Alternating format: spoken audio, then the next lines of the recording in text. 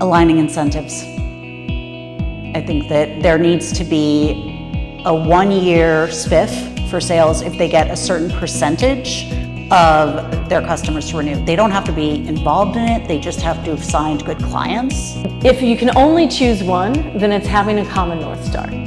Because so often the sales teams and the post-sales teams are kind of working in separate opposite directions. And in fact, they can only be successful if they're both working in the same common ground, the same common direction.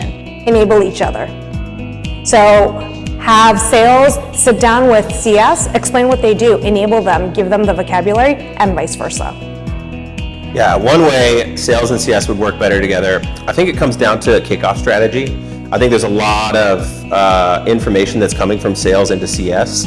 And after we've launched the customer, we've done introductions, I think it's important that the person that shepherded that customer all the way through that sales cycle is a part of that strategy call internally with the CSM to really understand the challenges that they faced, and even like basic questions of like how hard was it to get them on the phone, or how did you have to reach out to their boss, or kind of what their strategy was for engaging with the customers.